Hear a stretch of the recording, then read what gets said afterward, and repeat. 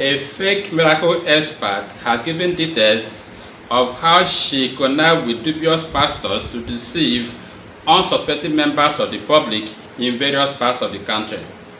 Mrs. Bose Olasukomi, 44, whose right arm was twisted in an accident, was used by various pastors to perform fake miracles in Lagos, Port Harcourt, and Abakaliki before she fell into police net. Mode of operation. Bose would tell the congregation that the arm had been like that from birth, and all medical efforts made to correct it had failed. At this point, the presiding pastor would step forward and ask the woman if she desired healing. The pastor would then launch into fervent prayers and speaking in tongues.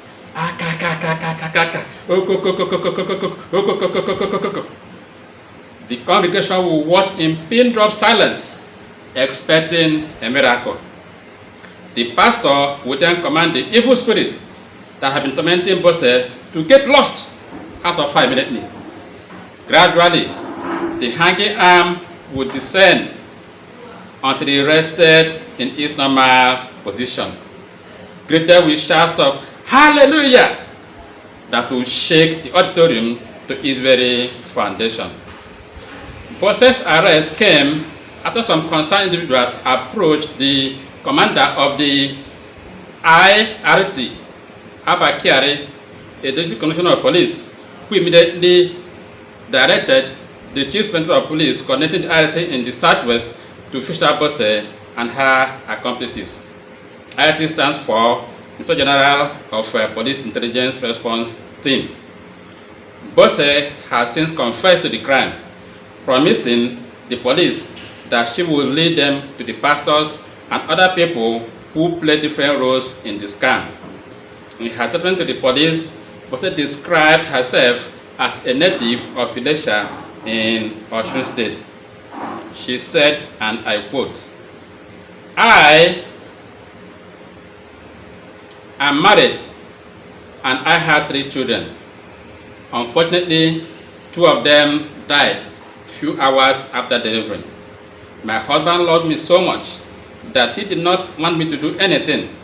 He wanted me to be a full-time housewife. He honored all my requests and treated me like a queen. But when he died, my life changed and I started suffering because everyone abandoned me. Although I had my primary school education and certificate, the only work available easily at the time was to serve as a food vendor to at least make ends meet and be sure of our daily bread. But when the suffering became unbearable, I decided to relocate to Lagos in search of greener pastures in 1989. Unfortunately, I lost my mother in 1990 and went back home to pay her my last respects. After my mother's burial, I returned to Lagos and secured a job as a food assistant in a restaurant in the Surulere area without a salary. The owner of the restaurant only allowed me to eat as much food as I wanted. Some customers also daffed me money, which I used to buy body creams and soap to bath and wash my clothes. I did not have a dime, but it helped me a lot.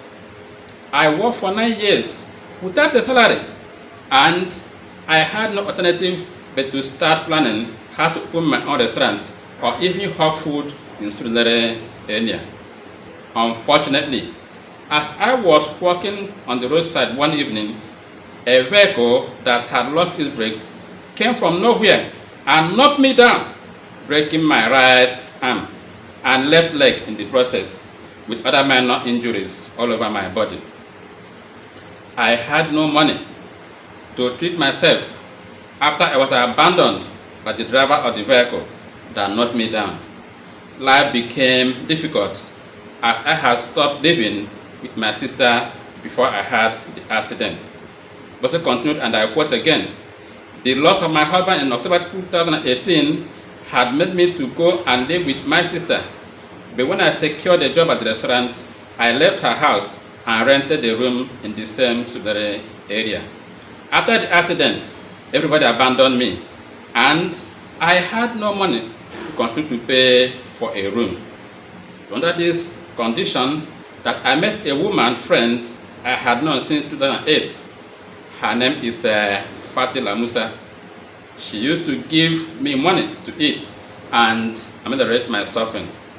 One day, she took me to her church and told me that the church had a 2-month program and she would like me to accompany her.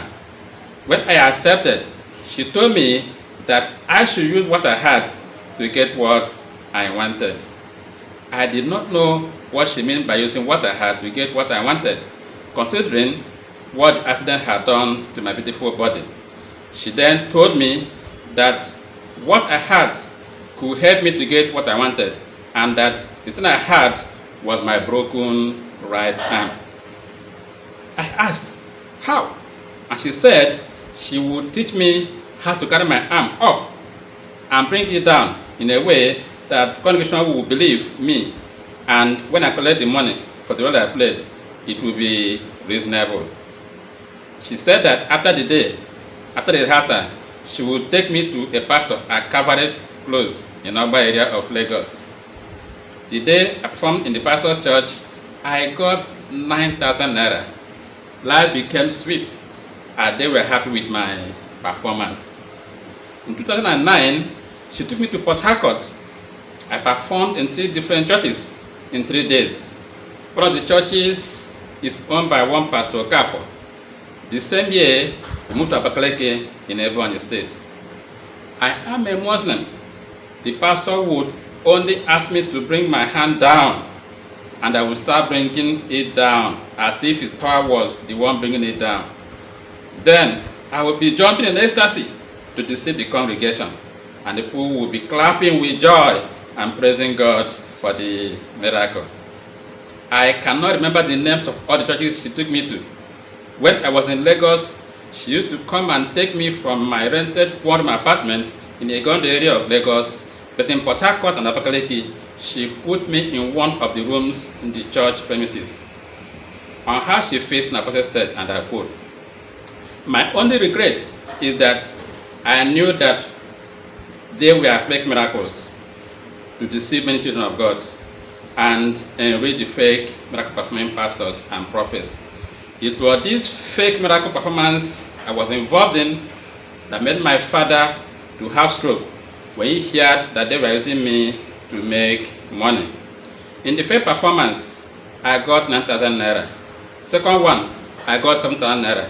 And the third one, I got 10,000 naira. In Port Harcourt, I got 10,000 naira, 7,000 naira, and 15,000 naira. When I performed only once before IRF operatives stormed there and whisked me away from where Fatila hid me. If I regain my freedom, I will not do it again. I will look for genuine business to do. My advice to people who go to church is that they should open their eyes well and know the type of church they are going to. Investigation into the matter